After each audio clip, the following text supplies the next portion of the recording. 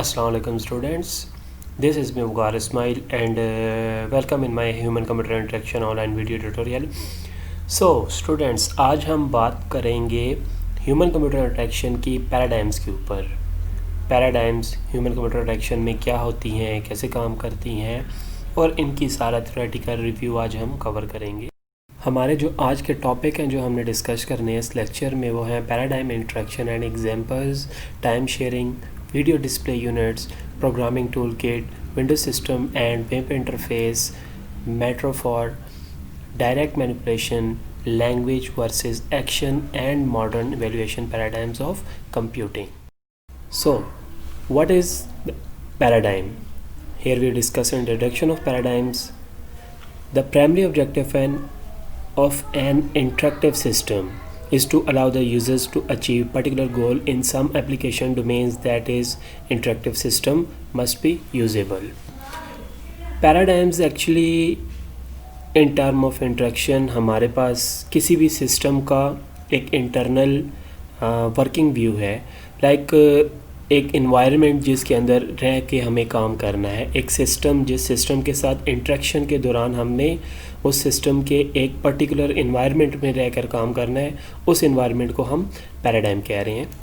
किसी भी पैराडाइम में काम करने के लिए हमें उसके साथ फोकस मेंटेन करना पड़ता है. फोकस इस तरह से, जैसे एग्जांपल है कि जैसे देखें वर्ल्ड वार 2 के बाद इंडस्ट्रियल रेवोल्यूशन आया, ठीक है. हम कह रहे हैं कि वर्ल्ड जो है वो अब एग्रीकल्चर से शिफ्ट होके इंडस्ट्रियल साइड पे मूव कर गई, ठीक है. That was the shift of paradigms.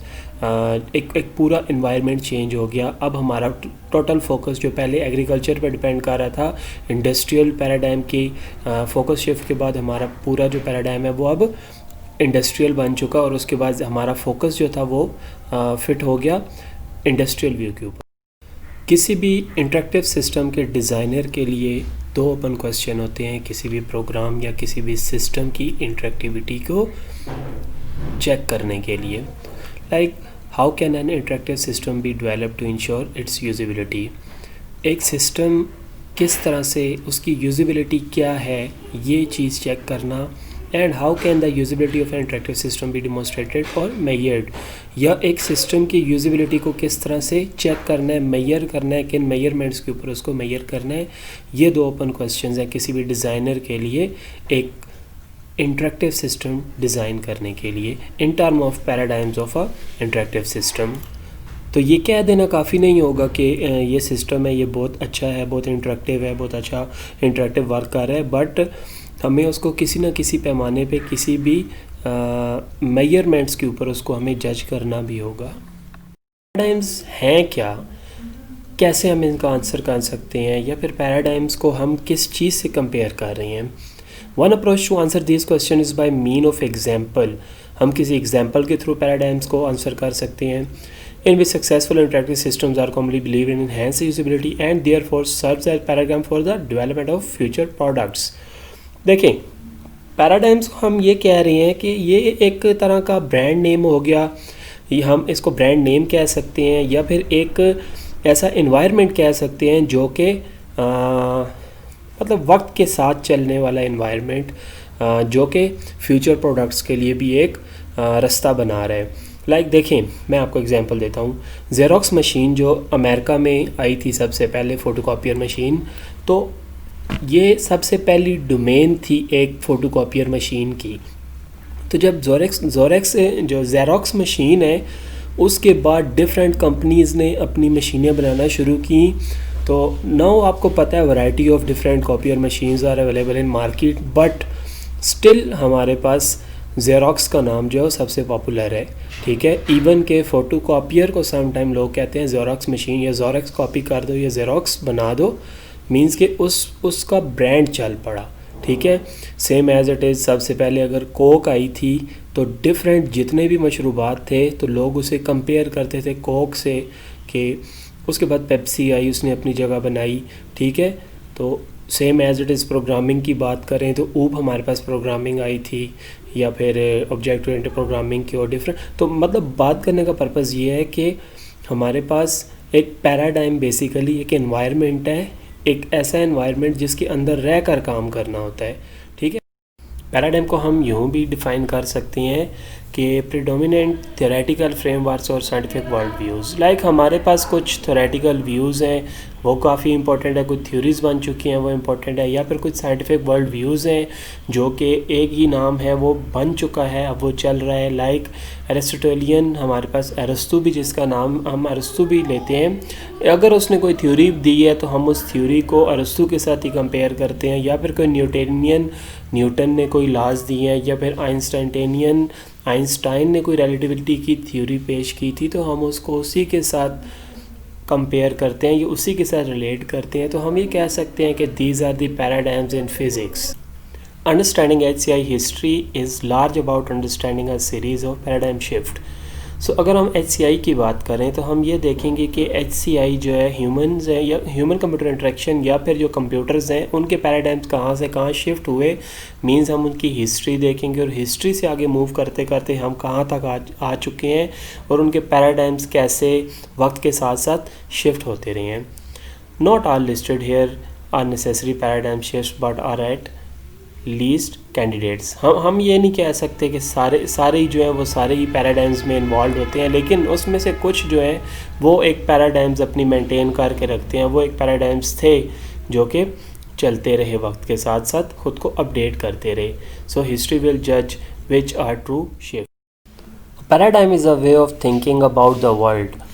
Like हमारे पास कोई पर्सन दुनिया को कैसे परसीव कर रहा है, हर किसी का अपना अपना व्यू है। लाइक एक ब्लाइंड पर्सन वॉकिंग अगर हम बात करें, अगर एक एग्जांपल है जिसको हम कहते हैं blind man and elephant example, जिसमें अगर एक ब्लाइंड मैन है, अगर उसके सामने एक एलिफेंट आ गया, वो उसको टच करता है तो डेफिनेटली वो उसको देख नहीं सकता, तो वो परसीव भी नहीं कर सकता कि एक्चुअल में है क्या।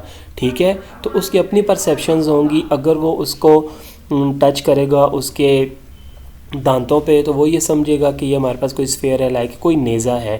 ठीक है, अगर वो उसके नाक को टच करेगा तो उसे लगेगा it's a snack. Same as it is अगर वो उसके कानों को टच करेगा वो कहेगा इट्स अ फैन। और सम टाइम अगर उसकी पेट को वो टच कर रहा है तो वो कहेगा ये कोई वॉल है। उसकी दुम को टच करेगा वो समझेगा कोई रोप है, या फिर उसके पाँव को टच करके समझेगा इट्स अ ट्रंक, या फिर कोई ये दरख्त है। ठीक है, तो क्यों ऐसा कर रहा है? बिकॉज उसकी अपनी परसेप्शंस हैं, उसकी अपनी अंडरस्टैंडिंग्स हैं, वो किस तरह से परसीव कर रहा है ये उस तक है। सेम एज इट इज़ जो पैराडाइम है वो भी हमारे पास वे ऑफ थिंकिंग है, वे of thinking in the world, जो हर किसी की अपने हिसाब से चेंज हो सकती है। Paradigm of interactions, like interaction point of view से हम पैराडाइम्स को क्या कह रहे हैं? New computer technologies arrived create a new perceptions of the human computer relationships. Like जब हमारे पास न्यू कंप्यूटर्स आए, न्यू रिलेशनशिप क्रिएट हुए कंप्यूटर के साथ, तो हमारे पास जो परसेप्शंस थी वो भी चेंज होना शुरू हो गई। पहले हम कंप्यूटर को कुछ नहीं समझते थे, हमारे लिए कंप्यूटर जो था वो, या मतलब कि ऑफलाइन कंप्यूटर्स थे, हम उसे जस्ट किसी एक पर्पज़ के लिए यूज़ करते थे। उसके बाद जब कंप्यूटर्स की टेक्नोलॉजी अपडेट होना शुरू हो गई तो हमारे पास पैराडाइम भी शिफ्ट हो गई। हमारे पास जो कंप्यूटर से ह्यूमंस का रिलेशनशिप है वो ज़्यादा स्ट्रॉन्ग हो गया। We can trace some of these shifts in the history of interactive technologies. तो हम इसको देख सकते हैं जब से कंप्यूटर अपडेट होना शुरू हुए हैं, हमारे पास न्यू एग्जांपल्स आना शुरू हुई हैं, तो हमारे पास जो इंटरेक्टिविटी है वो कंप्यूटर के साथ ह्यूमंस की फास्ट हो गई है। लाइक पहले हमारे पास अगर मोबाइल फ़ोन थे, अगर हम सिर्फ मोबाइल फ़ोन की बात करें तो जैसे लोगों के पास मोबाइल है तो मोबाइल से वो सिर्फ कॉल करते थे, बिकॉज़ वो हमारे पास सिर्फ कॉलिंग के लिए था। तब जब हमारे पास इसके ऊपर दूसरी अपडेशन हुई तो मैसेजिंग की तरफ आए, मैसेजेस करना शुरू हुए, तो मोबाइलों से ह्यूमन की इंटरेक्शन ज़्यादा हो गई, तो उसका पैराडाइम चेंज हो गया। उसके बाद हमारे पास उसमें जब 2G 3G 4G MMS और उसके बाद वीडियोस कॉलिंग और वीडियो प्लेइंग, और मतलब कि जैसे जैसे उसके अंदर अपडेशन आना शुरू हो गई तो हमारे पास जो उसकी इंटरेक्टिविटी थी वो चेंज हुई, तो उसका पैराडाइम चेंज हो गया। ठीक है, तो this is the paradigm relationship and paradigms of interactions with humans. So initial paradigms जो हमारे पास थी, एक बैच प्रोसेसिंग पैराडाइम, जिसके अंदर हमारे पास जो थे इम्पर्सनल कंप्यूटिंग, एक कंप्यूटर्स इस तरह के थे जिनके साथ हमारी इंटरेक्शन जो थी बैचेस ऑफ फाइल्स थी। लाइक हम उन्हें डाटा देते थे और डाटा की आउटपुट प्रिंट हो के आती थी, और प्रिंट्स हमारे पास इतने ज़्यादा थे और डाटा भी इतना ज़्यादा उनको इनपुट दिया जा रहा था, और उसके बाद जो आउटपुट आ रही थी वो इतनी ज़्यादा आ रही थी कि जो कि ह्यूमंस के लिए तो बहुत ज़्यादा एक डिफ़िकल्ट प्रोसेस था उसमें से इंफॉर्मेशंस को गेट करना। ठीक है, ये हमारे पास इनिशियल पैराडाइम्स थी जहाँ पे हमारी स्टार्ट इंटरेक्टिविटी थी ऑफ कंप्यूटर के साथ। तो basically we are telling you about the paradigm of a system. तो स्टार्टिंग पैराडाइम्स हमारे पास जो थी वो काफ़ी डिफ़िकल्ट। सो नेक्स्ट हमारे पास जो पैराडाइम शिफ्ट हुआ वो बैच प्रोसेसिंग से टाइम शेयरिंग सिस्टम में चला गया, जो कि बेसिकली हमारे पास एक इंटरेक्टिव कंप्यूटिंग। किस तरह से हम ये कह रहे हैं कि हमारे पास जो पहले बैच प्रोसेसिंग थी उसके अंदर हम उन्हें नंबर ऑफ़ इनपुट्स दे रहे हैं और वो नंबर ऑफ़ आउटपुट प्रोड्यूस कर रहे हैं, और अगर कोई एरर आ गया तो सारा प्रोसेस जो है वो वहीं पे फिनिश हो गया, हमें दोबारा से प्रोसेस स्टार्ट करना पड़ जाएगा, तो एरर का भी पता ना चले कहाँ पे है। तो ये जो सिस्टम थे, ये हमारे पास जो बैच प्रोसेसिंग सिस्टम थे वो काफ़ी ज़्यादा डिफ़िकल्ट थे। जब पैराडाइम शिफ्ट हुआ हमारे पास थोड़ी सी इंटरेक्टिविटी आई सिस्टम्स में, हमने उन्हें time sharing system like computer के साथ हमारे वो सिस्टम कनेक्ट हो गया और वहाँ पे कोई आदमी बैठ गया जो कि उसके ऊपर मॉनिटरिंग करना शुरू हो गया। लाइक उसको इनपुट जा रही है और वो देख रहा है कि किसी जगह पे अगर एरर आता है वो उससे एरर को उसी जगह पे हैंडल कर ले, और उसके बाद उसे ये भी पता चल रहा है कि कितने आउटपुट्स आ चुके हैं या फिर कितने रहते हैं। ठीक है, तो हम ये कह सकते हैं कि सिस्टम अनाइंग नहीं थे, हमारे पास थोड़े से इंटरेक्टिव हो गए थे। तो हमारे पास ये एक पैराडाइम शिफ्ट था बैच प्रोसेसिंग से इंटरेक्टिव कंप्यूटिंग की तरफ। सो बेसिकली पैराडाइम को हम यही कह रहे हैं कि हमारे पास एक एनवायरनमेंट है, जिस एनवायरनमेंट के अंदर हमारे पास इंटरेक्टिविटी डिपेंड कर रही है कि वो इंक्रीज़ड है या डिक्रीज़ हो रही है। So after that paradigm shift में हमारे पास टाइम शेयरिंग से आगे चल के नेटवर्क्स की तरफ मूव हुआ, नेटवर्किंग आ गई, जिसमें हमारे पास पहले ये था कि पहले एक सिस्टम था, एक सिस्टम से कमांड्स जा रही थी और वो फाइल्स प्रिंट कर रहा था, और अगर किसी दूसरे सिस्टम में वही कमांड रन करना पड़ती तो पहले सिस्टम वाला कमांड्स प्रिंट करके दूसरे को देता, दूसरा दोबारा उनको इंटर करके दोबारा से वही प्रोसेस करता। तो नेटवर्किंग में ये हुआ कि हमारे पास कंप्यूटर जो थे आपस में इंटरकनेक्ट हो गए। इंटरकनेक्ट होने के बाद हर कोई अपना अपना काम कर रहा था, ना सिर्फ काम कर रहा था बल्कि अपना काम शेयर भी कर रहा था, जिससे काम जो है फास्ट और रिलायबल होना शुरू हो गया। अच्छा, उसके बाद ये है कि ये नेटवर्क का जो प्रोसेस था आहिस्ता आहिस्ता से पहले एक ऑफिस में, फिर ऑफिस से मल्टीपल ऑफिस में, फिर इंटर सिटीज़ और फिर पूरी दुनिया एक साथ कनेक्ट हो गई। तो हमारे पास जो पैराडाइम था वो ऑफलाइन से ऑनलाइन शिफ्ट हो गया और इसको नाम दिया गया कम्युनिटी कंप्यूटिंग का। ठीक है, तो ये हमारे पास जो था फर्स्ट जो हमारे पास एक इंटरेक्टिव हम पैराडाइम कह रहे हैं। Like paradigm shift batch processing से टाइम शेयरिंग में और टाइम शेयरिंग से नेटवर्किंग में आया, तो हमारे जो काम थे वो ज़्यादा आसानी से और फास्ट और इजी तरीके से होना शुरू हो गए। तो इसको हम ये कह सकते हैं कि हमारे पास एक पैराडाइम शिफ्ट था। आफ्टर दैट हमारे पास पैराडाइम शिफ्ट हुआ ग्राफिकल डिस्प्लेस की तरफ। ग्राफिकल डिस्प्लेस में हमारे पास ग्राफिक यूज़र इंटरफेस आ गई जो कि ज़्यादा फास्ट और रिलायबल थी। देखिए, इससे पहले हमारे पास जो थे वो हमारे पास कमांड प्रॉम्प्ट सिस्टम थे, जिसके अंदर जब काम करना होता था तो हमें कमांड्स लिखनी पड़ती थी। तो कमांड्स लिखने के लिए डेफिनेटली %, $, अबाउट, डम बाय, CP फाइल, $, और वाज आर, मतलब कि आप देखें आपको कमांड्स याद करना पड़ती थी। Command was so difficult to memorise. List of commands आपके सामने होती थी, आप ढूंढते थे कि कौन सी कमांड किसके लिए लिखनी है। लाइक अगर आप देखें आपको टाइम देखना है तो आप टाइम को देखने के लिए भी टाइम की कमांड लिखनी पड़ती। तो क्या होता, आप सोच रहे होते कि $T था या $P था, मींस के डिफ़िकल्ट।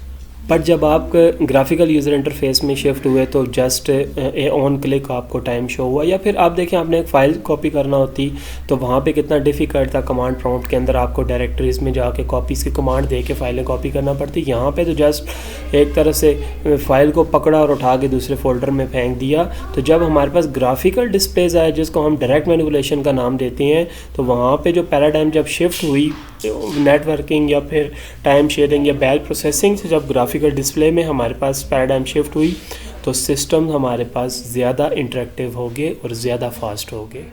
नेक्स्ट पैराडाइम शिफ्ट हमारे पास है माइक्रो प्रोसेसर का। माइक्रो प्रोसेसर हमारे पास तब आई जब उन्होंने कंप्यूटर्स को जब हमारे पास कंप्यूटर जो थे वो बड़े बड़े रूम्स में या बड़े बड़े कंप्यूटर्स थे जिनको यूज़ करना डिफ़िकल्ट था। जब माइक्रो प्रोसेसर हमारे पास आ गए तो उन्होंने सिस्टम्स को मिनिमाइज़ करना शुरू कर दिया, छोटा करना, श्रिंक करना शुरू कर दिया। लाइक पहले रूम्स में थे, फिर टेबल पे कंप्यूटर थे, फिर आप लैपटॉप आ गए जो आपकी गोद में आ गए, फिर आपके पास मोबाइल्स आ गए जो आपके हाथों में आ गए, फिर घड़ियाँ आ गई, स्मार्ट वॉचेस जो आपके बाजू पे बंधी हुई है। लाइक हमारे पास कंप्यूटर्स को उन्होंने छोटे से छोटा करना शुरू कर दिया, लेकिन उनकी प्रोसेसिंग वही थी या उससे ज़्यादा बेटर होना शुरू हो गई। तो एक पैराडाइम शिफ्ट हमारे पास हो गया जिसने इनको और ज़्यादा फास्ट कर दिया। और इस पैराडाइम शिफ्ट को हम पर्सनल कंप्यूटिंग का या पर्सनल कंप्यूटर्स का नाम दे रहे हैं, जिसके अंदर हमारे पास जो HCI पॉइंट ऑफ व्यू से हमारी ह्यूमंस की इंटरेक्शन थी कंप्यूटर के साथ वो और ज़्यादा तेज़ और ज़्यादा रिलायबल और फास्ट हो गई। अच्छा, माइक्रो प्रोसेसर्स के बाद जब हमारे कंप्यूटर पर्सनल कंप्यूटर बन गए, हमारे कंप्यूटर आपस में मतलब कि ये कह लें हर किसी के पास कंप्यूटर की एक्सेस हो गई, तो उसके बाद दुनिया जो है WWW की तरफ शिफ्ट हुई या पैराडाइम शिफ्ट हुआ WWW की तरफ। तो बेसिकली वर्ल्ड वाइड वेब। पहले हमारे जो कंप्यूटर्स थे वो एक रूम तक या फिर एक कंपनी तक या फिर इंटरकनेक्टेड थे, लेकिन उनकी शेयरिंग बहुत कम थी। जब से WWW की तरफ पैराडाइम शिफ्ट हुआ तो हमारी जो पूरी दुनिया है वो आपस में कनेक्ट होगी, मींस कि पूरी दुनिया हमारे हाथों में आ गई, जिसके बाद हम कुछ भी कर सकते हैं कंप्यूटर के साथ। हम कोई भी इंफॉर्मेशन कहीं से भी एक्सेस कर सकते हैं, आपस में इंफॉर्मेशन शेयर कर सकते हैं ऑल ओवर द वर्ल्ड। तो इस पैराडाइम शिफ्ट को ग्लोबल इंफॉर्मेशन का नाम दिया गया।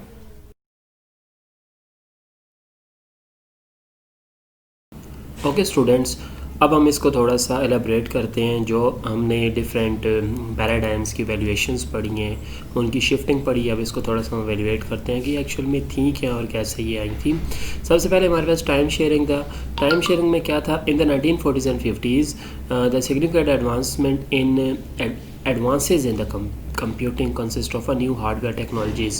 1940 एंड 50s में जब हमारे पास एडवांसमेंट हुई थी टेक्नोलॉजीज़ में, जब हमारे पास मैकेनिकल रिलेज थी और वैक्यूम ट्यूब्स आपस में रिप्लेस हुई थी।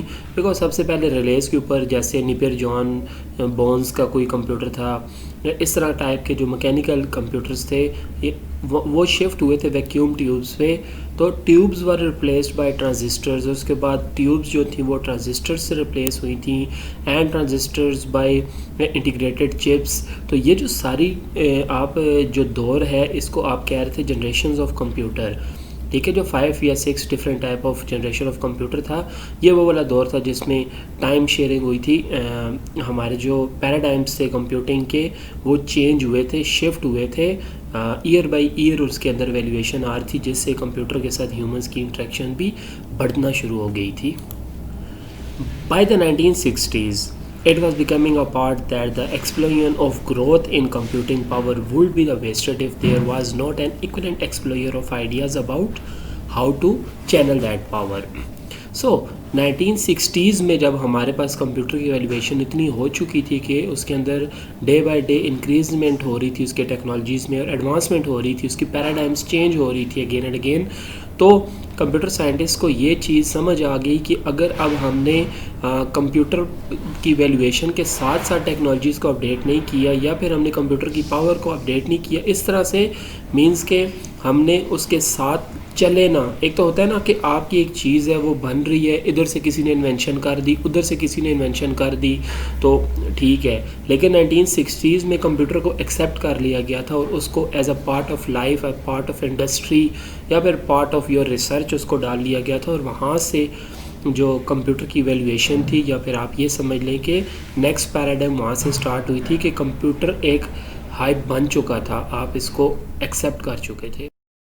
A new concept of time sharing is introduces. A single computer could a part of support multiple users। तो ये वो टाइम था जब यूज़ जो हमारे पास साइंटिस्ट थे उन्होंने एक्सेप्ट किया कंप्यूटर को और उन्होंने ये सोचा कि अगर हम इसको अपने डेली लाइफ यूज़ बनाने के साथ साथ अगर इसमें एडवांसमेंट नहीं करेंगे तो ये जितनी एफर्ट्स हैं जितनी टेक्नोलॉजीज़ है ये ज़ाया हो जाएंगी, ठीक है। तो वहाँ पे टाइम शेयरिंग का कॉन्सेप्ट आया था। टाइम शेयरिंग का कॉन्सेप्ट जिसने ये चीज़ इंट्रोड्यूस करवाई कि कंप्यूटर जो है मल्टीपल पर्पज़ के लिए मल्टीपल यूज़र्स के साथ यूज़ हो सकता है।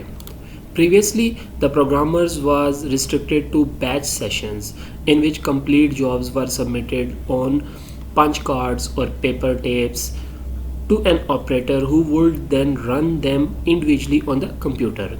तो इससे पहले क्या हो रहा था, जो प्रोग्रामर्स थे वो पंच कार्ड्स या फिर वो रिलेज के साथ मतलब इनपुट कर रहे थे कंप्यूटर को और कंप्यूटर आउटपुट कर रहा था, तो वो हमारे पास एक सिंगल यूज़ प्रोसेसर था जो किसी एक या दो पर्सनस के लिए ही था। तो टाइम शेयरिंग में ये था कि अब उन्होंने इस चीज़ को एक्सेप्ट किया कि एक कंप्यूटर को हम मल्टीपल यूज़र्स के लिए बना सकते हैं ताकि multiple user eight a time एक कंप्यूटर से अपने अपने काम कर सकें। सो टाइम शेयरिंग कंसेप्ट से पहले क्या होता था, हमारे पास जो प्रोग्रामर थे, सपोज करें वो कोई एक प्रोग्रामर किसी कंप्यूटर के साथ कोई काम कर रहा है, किसी भी टाइप का इनपुट और आउटपुट प्रोसेसिंग कर रहा है, तो वो प्रोग्रामर कंप्यूटर को रिलेज में या पंच कार्ड्स में या सीरीज़ ऑफ पंच कार्ड से वो एज ए इनपुट कंप्यूटर को इनपुट प्रोवाइड कर रहा था और कंप्यूटर उसकी प्रोसेसिंग कर रहा है और वो वेटिंग में है, यानी कि उसका काम ख़त्म हो गया, कंप्यूटर का काम शुरू है। तो आफ्टर सम टाइम जब कंप्यूटर उसकी प्रोसेसिंग ख़त्म करके उसको आउटपुट दे रहा था तो उसके बाद ही कोई नया यूज़र आ रहा था, ठीक है। लेकिन 1960s के बाद प्रोग्रामर्स के लिए ये बड़ी इंटरेक्टिव वेंचर बन गई कि उन्होंने कंप्यूटर को जब उन्होंने टाइम शेयरिंग पे लेके आए तो multiple programmers at a time काम कर रहे थे, तो उसमें एक सब ब्रांच भी आई थी जिसको हम कह रहे थे सब कल्चर ऑफ प्रोग्रामर्स है, जिनको हम हैकर्स कह रहे थे। आजकल तो हम हैकर्स उन लोगों को कहते हैं जो प्रोग्राम को हैक करते हैं, डिस्ट्रॉय करते हैं या फिर उससे कोई मिसयूज़ करते हैं, लेकिन उस टाइम जो हैकर्स वर्ल्ड जहाँ से निकला है वो हमारे पास वो एक्सपर्ट सिंगल माइंडेड मास्टर्स से जो कि कम्प्लेक्सिटी को अंडरस्टैंड करने में प्लेयर फील करते थे। लाइक वो लोग वो थे जो कंप्यूटर के प्रोग्राम्स के साथ कम्प्लेक्स एल्गोरिथम्स बना के उनको समझने की कोशिश करते थे। वो हैकर्स भी एक सब कल्चर बन गया था जब टाइम शेयरिंग कंप्यूटर्स आए थे। मींस के एक कंप्यूटर सिंगल पर्पज़ के लिए अगर यूज़ हो रहा है सिंगल पर्सन के लिए तो वो काफ़ी एक्सपेंसिव है, लेकिन एक कंप्यूटर जब मल्टीपल पर्सनस के लिए यूज़ हो रहा है तो 10 पर्सन बैठे उसमें काम कर रहे हैं और 11वां पर्सन अगर हैकर है तो वो बैठा जैसे उसकी कम्प्लेक्सिटीज़ पे काम कर रहा है, तो उस टाइप के जो सब कल्चर प्रोग्रामर्स हैं उनको हम हैकर्स कह रहे हैं, ठीक है। तो now with time sharing capability true human computer interaction is possible. Nowadays जो टाइम शेयरिंग कैपेबिलिटीज़ हैं उसकी वजह से अब हमारे पास ह्यूमन की कंप्यूटर के साथ इंटरेक्शन पॉसिबल हुई है। अगर हम ये कहें कि एक कंप्यूटर पे एट ए टाइम एक पर्सन काम कर सकता है या एक कंप्यूटर एट ए टाइम एक ही टाइप का प्रोग्राम या फिर एक ही टाइम का टास्क परफॉर्म कर सकता है, तो इन दैट केस कंप्यूटर की ह्यूमन के साथ इंटरेक्शन ऑलमोस्ट ज़ीरो हो जाएगी कि वो उसे सिर्फ किसी एक पर्पज़ के लिए ही यूज़ करेंगे। लेकिन अगर मल्टीपर्पज़ के लिए वो यूज़ हो रहा है तो definitely in that case humans को हज़ारों काम कंप्यूटर के साथ पढ़ते हैं, वो कंप्यूटर के ऊपर परफॉर्म कर रहे हैं। तो इन दैट केस हम कह रहे हैं कि now the time sharing capability true human computer interaction is possible. Video display unit, देखिए अभी तक हम लोगों ने जितने भी पैराडाइम पढ़े हैं जिसके अंदर टाइम शेयरिंग या बैच शेयरिंग थी वो 1915 और 60s के दरमियान ही आए थे। अच्छा, उसके बाद हमारे पास जब वीडियो डिस्प्ले यूनिट आए थे तो ये बहुत ज़्यादा रिलायबल और बहुत ज़्यादा इंटरेक्टिव थे as compare to other tools. तो इसमें क्या था, इसके अंदर हमारे पास वीडियो डिस्प्ले यूनिट जो थे वो इंट्रोड्यूस हुए थे।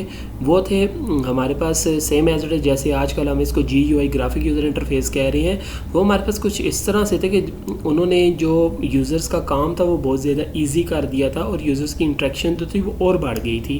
Because these display screens could provide a more suitable medium than a paper print out for presenting vast quantity of static information for rapid assimilation।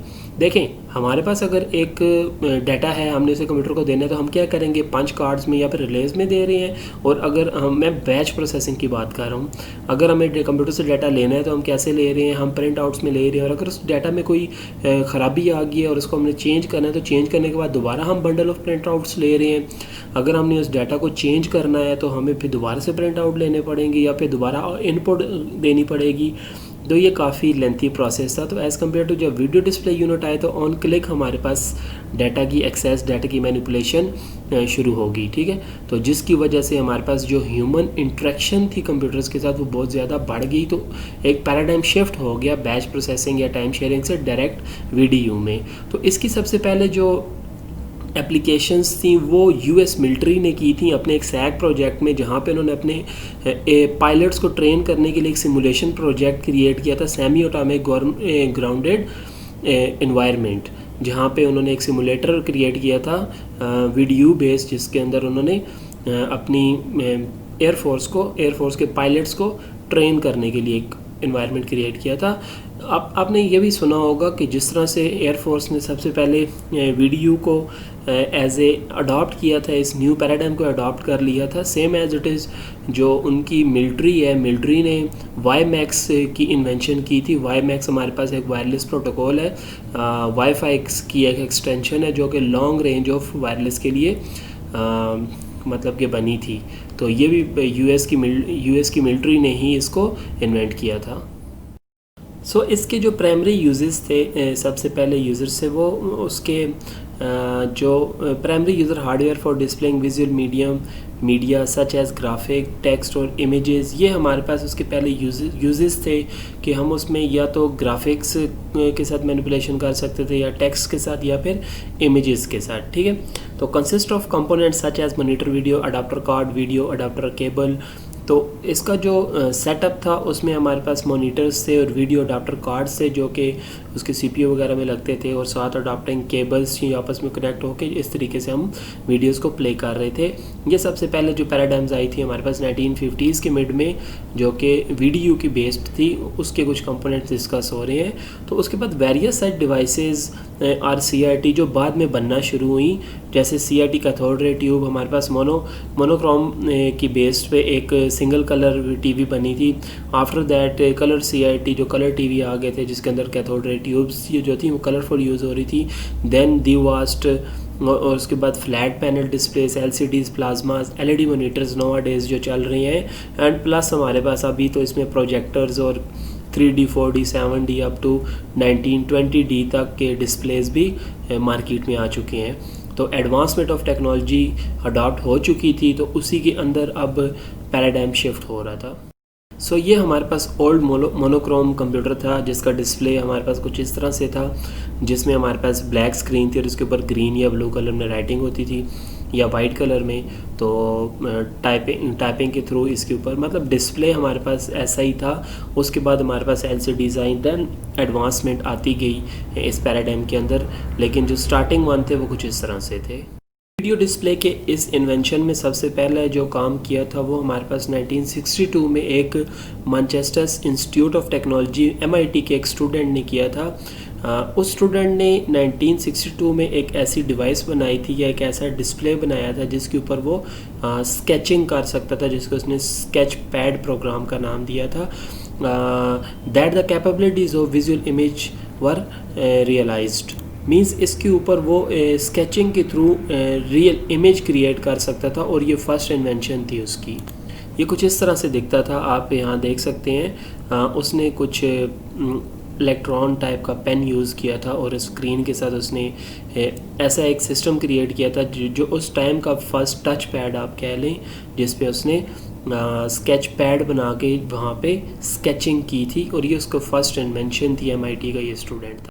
देखिए अभी तक हमारा जो पैराडाइम बना हुआ था वो यही बना हुआ था कि कंप्यूटर जो है वो जस्ट डाटा प्रोसेसिंग के लिए यूज़ हो सकता है, लेकिन इस स्टूडेंट ने उस पूरे पैराडाइम को चेंज कर दिया था, ठीक है। उस स्टूडेंट ने सबसे पहले दो बातें समझा दी थी साइंटिस्ट को। Number one, first computer could be used for more than just data processing.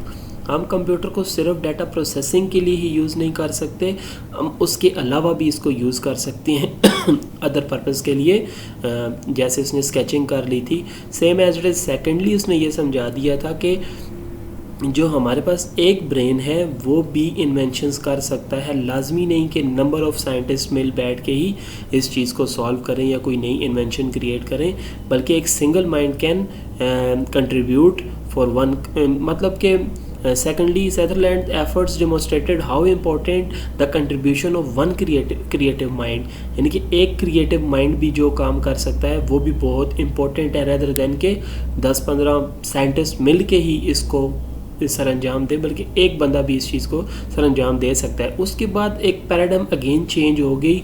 अब हमारे पास कंप्यूटर में ना सिर्फ प्रोसेसिंग के लिए ही सोचा जाता था, अब उस प्रोसेसिंग से हट के सोचा जा रहा था कि कंप्यूटर को हम किस तरह से मल्टी यूजेस के लिए यूज़ कर सकते हैं। अच्छा, MIT का जो स्टूडेंट है उसने स्केच पैड बना के ये चीज़ तो बता दी कि हम कंप्यूटर में डाटा एंट्री को सिर्फ टाइपिंग से या फिर पंच कार्ड या रिलेज से नहीं बल्कि टच पैड के थ्रू भी डाटा एंट्री कर सकते हैं। ये चीज़ तो उसने समझा दी। उस वहाँ से पैराडाइम शिफ्ट हुई तो आगे चल के एक और हमारे पास डॉगलस एंगलबर्ट्स आ गया, जिसने 1950s में, मीन्स कि ये पूरे दहाई की बात हो रही है, 10 ईयर्स की बात हो रही है, उसने कंप्यूटर की एक न्यू थ्योरी पेश कर दी। उसने ये चीज़ भी लोगों को समझाई कि हम कंप्यूटर को ह्यूमन प्रॉब्लम सॉल्विंग के लिए यूज़ करें। किस तरह से? जैसे अभी तक तो हम कंप्यूटर को सिखाते हैं। उसने ये कहा कि the idea is a graduate student of the University of California by Berkeley was to use the computer to teach humans. उसने ये कहा कि अब हम यूज़ करेंगे कंप्यूटर को कि वो ह्यूमंस को टीच करे, ह्यूमंस की प्रॉब्लम सॉल्विंग में ह्यूमंस की हेल्प करे। इंस्टेड ऑफ दैट हम कंप्यूटर को सिखाएं और कंप्यूटर जो काम परफॉर्म कर रहे हैं हम कंप्यूटर को इतना एफिशिएंट बनाएं कि वो ह्यूमंस को समझाए कि काम कैसे करना है। उसी आइडिया को आगे बढ़ाते हुए डोंगल ने यह कहा कि bye augmenting man's intellect we mean तो इसी आइडिया को आगे बढ़ाते हुए डोंगल्स ने यह बात की कि bye augmenting man's intellect we mean increasing the capability of a man to approach a complex problem situation, gain comprehension to suit his particular needs and to drive solution to problem।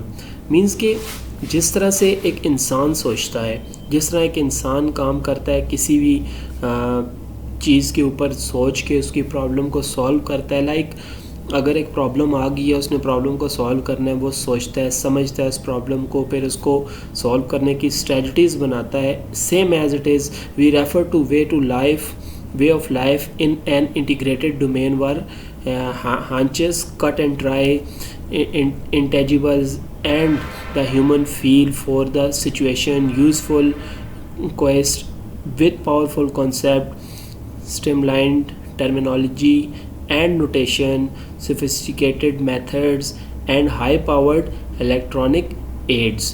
like इसी तरह से जैसे इंसान ये सोच रहा है कि चलो जी ये काम मैंने करना है, इसको करते हैं, या उसकी फीलिंग्स क्या हैं, या फिर वो ये सोचता है कि मैं ये कर लूँगा या ये नहीं कर लूँगा, या इसको किस तरीके से करूँगा।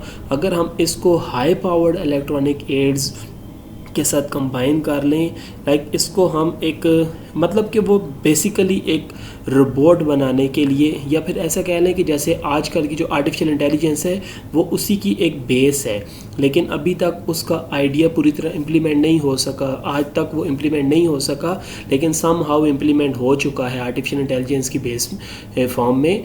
लेकिन उसका आइडिया यही था कि जिस तरह एक इंसान सोचता है उसी तरह हम इसकी थिंकिंग को सिमुलेट करके कंप्यूटर के साथ हाई पावर सिस्टम बनाएं कि कंप्यूटर ये काम कर रहा हो जैसे इंसान ये काम कर रहा है। तो ये उसकी एक सोच थी, जिस सोच ने वाकई ही कंप्यूटर की जो फील्ड थी उसको थोड़ा सा और चेंज कर लिया था, यानी कि उस पैराडाइम को अब उसने एक नया मोड़ दे दिया था कि अब इंसान इसे प्रॉब्लम सॉल्विंग के लिए भी यूज़ करे। अच्छा, अब जो पर्सनल कंप्यूटर्स का कंसेप्ट था, लाइक एक पैराडाइम शिफ्ट हुआ था पर्सनल कंप्यूटर्स की तरफ, ये 1970s में पेपर्स ने अपनी लोगो लैंग्वेज के ज़रिए लोगों को बताया था, जिसमें उसने ये वही लैंग्वेज है जो आजकल भी स्कूल्स में बच्चों को सिखाई जाती है कोई ट्रायंगल रेक्टेंगल बनाने के लिए। लाइक सबसे पहले एक टर्टल है, वो 50 मीन्स फारवर्ड जा रहा है, और उसके बाद जब 90 का आ जाए तो इट्स मीन के 90 पे राइट टर्न ले ले, फिर से 50 का आ जाए फारवर्ड जाए, 90 पे राइट टर्न ले ले, फिर 50 पे फारवर्ड जाए, 90 पे राइट टर्न ले ले। तो इस तरह से वो एक ट्रायंगल या रेक्टेंगल क्रिएट कर रहा है। ठीक है, तो ये उसका आइडिया था जिसके थ्रू उसने ग्राफिक प्रोग्रामिंग को यूज़ किया था चिल्ड्रंस को सिखाने के लिए। तो उसी का ये आइडिया था कि system is more powerful as it become easier to use, कि जितना हम सिस्टम को ईजी करेंगे उतना ही सिस्टम जो है पावरफुल हो जाएगा। तो ये जो हमारे पास पावरफुल मशीन्स हैं जो कि ह्यूमंस के लिए एज ए लैपटॉप या एज ए मोबाइल्स हैं, क्योंकि उसने अपने आइडिया में इस तरह की बातें की थी, like the future of computing is small powerful machines decided to the individual dedicated by everyone like उसने कहा था कि हमारे जो फ्यूचर ऑफ कंप्यूटर है वो कुछ इस तरह से है कि अगर हम इसको एक मतलब कि इसको हम इतना स्मॉल और पावरफुल कर सकते हैं कि वो हर एक के हाथ में हो, हर कोई उसे पर्सनली यूज़ कर सके। तो जो हमारे पास पर्सनल कंप्यूटिंग है वो पेपर्स के ही कॉन्सेप्ट्स पे बेस करती है, जिसने पूरा पैराडाइम शिफ्ट कर दिया था पर्सनल कंप्यूटिंग की तरफ। In the early 19, as the price of fast and high quality graphic hardware was steadily decreasing, designers were beginning to see that their products were gaining popularity as their visual content increased. Means कि अब जब 1980s में graphics बहुत ज़्यादा आम हो चुकी थी और वहाँ पे जब उनकी प्राइसेस गिरना शुरू हुई तो हम इनको जो प्रोग्रामर्स थे या जो प्रोडक्ट्स बना रहे थे उनको ये चीज़ समझ आ गई डिज़ाइनर्स को कि अब हमने जिन प्रोडक्ट्स में ग्राफिक्स इन्वॉल्व हैं वो प्रोडक्ट्स बहुत ज़्यादा बिकना शुरू हो गई हैं, यानी कि उनकी पॉपुलैरिटी अब इंक्रीज़ होती जा रही है। सो डायरेक्ट मैनिपुलेशन से पहले क्या हो रहा था? As long as the user system dialogue remains largely unidirectional from user command to system command line prompt computing was going to stay within the monitor population of the hackers who revealed in the challenge of complexity. Like हमें जब command prompt खोलते हैं computer में, हम उसके अंदर जब कुछ टास्क कर रहे थे तो ये कंप्यूटर सिर्फ उन्हीं लोगों के लिए थे जो लोग प्रोग्रामिंग के एक्सपर्ट थे या जो एक कम्प्लेक्सिटीज़ को समझ रहे थे। लाइक मैंने आपको बताया था कि जैसे टाइम देखने के लिए हमें /t लिखना है या /p लिखना है, तो हम वो कमांड जिनको याद है, जिनको पता है, जिनको समझ है, सिर्फ वही कंप्यूटर यूज़ कर सकते थे। नॉर्मल लोगों के लिए ये कंप्यूटर नहीं थे। So in a standard command line interface the only way to get any feedback on the result to previous interaction is to know that you have to ask it for and it to know how to ask for it. Means कि command line interface हमारे लिए बहुत ज़्यादा अच्छी नहीं थी क्योंकि उसके अंदर समझ ही नहीं आ रही थी। मतलब कि उसके अंदर कोई भी किस्म का टास्क अगर परफॉर्म करना है, कोई फीडबैक लेना है, कोई रिज़ल्ट लेना है, तो आपको कमांड्स आनी चाहिए, आपको समझ आनी चाहिए कि कंप्यूटर के साथ कैसे इंटरेक्ट करना है, कंप्यूटर ने उस पर क्या रिस्पॉन्स करना है। तो हर इंसान को तो ये चीज़ नहीं पता, तो इसीलिए ये जो सिस्टम था ये सिर्फ उन्हीं लोगों के लिए थे जो कि कंप्यूटर की कम्प्लेक्सिटी को समझना चाहते थे या कंप्यूटर यूज़ करना चाहते थे, लेकिन आम बंदे की इंटरेक्शन कंप्यूटर के साथ ज़ीरो होती जा रही थी। तो डायरेक्ट मैनिपुलेशन में क्या हुआ? Rapid feedback is just one feature of the interaction technology known as direct manipulation. तो इसमें डायरेक्ट मैनिपुलेशन में एक कॉमन फीचर ये आ गया जो सबसे इम्पोर्टेंट था कि डायरेक्ट मैनिपुलेशन इन्वॉल्व हो गई थी कि हम डायरेक्टली कंप्यूटर के साथ कम्युनिकेट कर रहे थे ऑन क्लिक, और कंप्यूटर उस पर रैपिड फीडबैक दे रहा था, बजाय इसके कि वो वेट कराए हमें या फिर कमांड रॉन्ग होगी, वो डायरेक्ट हमें आंसर कर रहा था, जिसकी वजह से ह्यूमंस की कंप्यूटर के साथ इंटरेक्शन डायरेक्ट मैनिपुलेशन के थ्रू बहुत ज़्यादा फास्ट हो गई थी।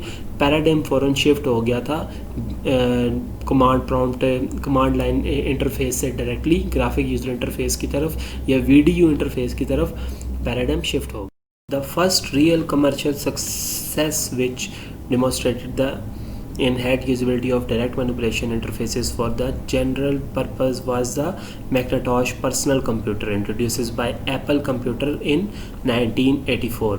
तो ये हमारे पास फर्स्ट कंप्यूटर था जिसके अंदर विंडोज़ यूज़ हो रही थी और इसके अंदर ग्राफिक यूज़र इंटरफेस यूज़ हो रही थी, जिसके साथ कीबोर्ड, माउस और एक CPU भी था। तो ये पहला कंप्यूटर था जो मैकिन्टॉश ने बनाया था by the company of Apple computers. तो ये हमारे पास डायरेक्ट मैनिपुलेशन की फ़र्स्ट आप समझ लिए एप्लीकेशन थी जो यूज़र्स के सामने आई थी। डायरेक्ट मैनिपुलेशन के लिए 1982 में हमारे पास शेंडरमैन जो था उसने डिस्क्राइब किया था कुछ इंटरेक्शन रूल्स। उसने कहा था कि सबसे पहले विजिबिलिटी ऑफ ऑब्जेक्ट्स होनी चाहिए, incremental actions and rapid feedback होना चाहिए, रिवर्सिबिलिटी इनकरेजेस एक्सप्लोरेशंस, लाइक कोई अगर हमारे पास एक्शन गलत हो गया तो उसको रिवर्स करने का ऑप्शन होना चाहिए, synthetic correctness of all actions, her action जो है वो सेमेंटिकली और या सिंटैक्स वाइज करेक्ट होने चाहिए, replacement language with actions replace language with actions जो थे वो हमारे पास, अगर हम कंप्यूटर को कोई टास्क दे रहे हैं, अगर हम क्लिक कर रहे हैं या फिर ऊपर राइट कर रहे हैं या फिर कमांड्स दे रहे हैं, कंप्यूटर उसको अपनी लैंग्वेज में कन्वर्ट कर सके। तो ये सारे एक डायरेक्ट मैनिपुलेशन बेस्ड सिस्टम में ये चीज़ें मौजूद होनी चाहिए। ये हमारे पास शेंडरमैन ने डिस्क्राइब की थी। आफ्टर दैट 1984 में एप्पल मैकिन्टॉश आया था, जो कि हमारे पास एक तरह का आप ये समझ लें कि इन्वेंशन ही थी, जिसके अंदर उन्होंने एक कंप्यूटर को एक छोटे से बॉक्स में शिफ्ट कर दिया था।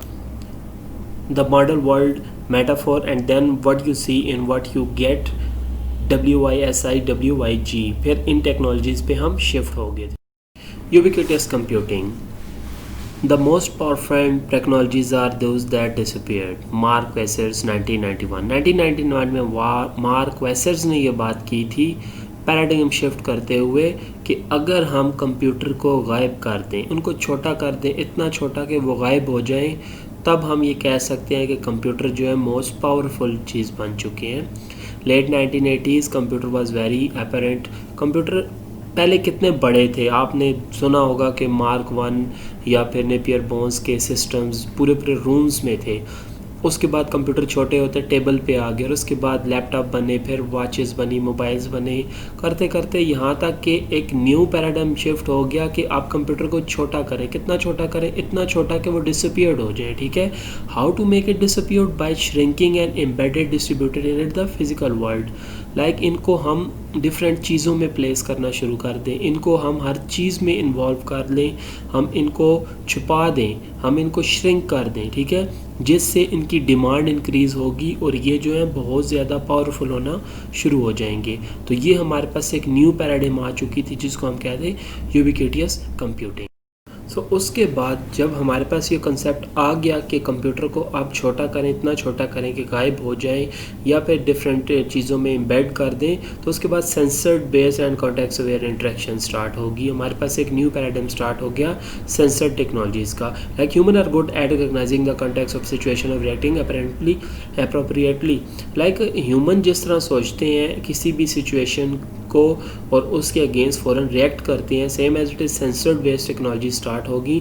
Automatically sensing physical phenomenas like light, temperature, location, identity and become easier.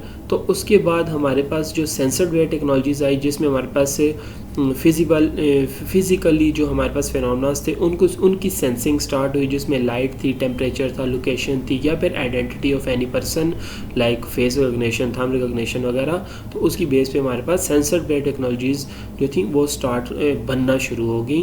And how can we go from sense physical measured और to interaction that behave as if I made aware to the surroundings.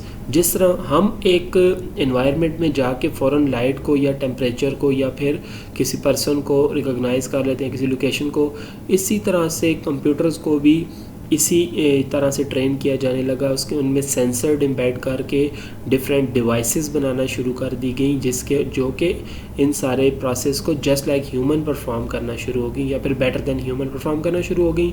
तो हमारे पास एक paradigm जो change हुआ था वो हमारे पास इस टेक्नोलॉजी पे मूव कर गया। So summarizing this lecture, today we have covered the example of effective strategies for building interactive systems, provide paradigms for designing usable interactive systems. हमने सबसे पहले इसके अंदर ये चेक किया, डिफरेंट एग्जांपल्स चेक की कि हम इंटरेक्टिव सिस्टम किस तरह से क्रिएट कर सकते हैं या इंटरेक्टिव एनवायरनमेंट कैसे क्रिएट करते हैं और ये होता क्या है। The evaluation of computing usability paradigm also provides a good perspective on the history of interactive computing. तो हमने जब एवेल्युएशन चेक की पैराडाइम्स की कि पैराडाइम्स कहाँ से कहाँ तक गए, तो हमने उसकी हिस्ट्री से ये चीज़ चेक की कि हर हिस्ट्री में हर एक आने वाली पैराडाइम जो थी वो किसी न किसी नीड के ऊपर बेस कर रही थी और वो किस तरह से चेंज हो रही थी। After that, we have discussed a paradigm range from the introduction of time-sharing computing through WAMP and Web to ubiquitous and context-aware computing.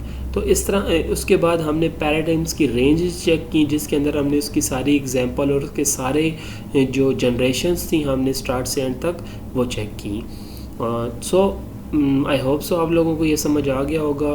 तो काइंडली इसको एक दो बार वीडियो देख के इसको समझ के उसके बाद प्रिपरेशन वेल करनी है ताकि आप लोगों को आसानी से अच्छा समझ आ सके। और अगर इसमें कोई चीज़ समझ नहीं आने वाली है, आप लोगों के लिए मुश्किल बढ़ रही है, तो you feel free to ask me, आप मुझसे पूछ सकते हैं, मैं आपको इंशाल्लाह इसका प्रॉपर रिस्पांस दूंगा। Okay, thank you so much, अल्लाह हाफिज़।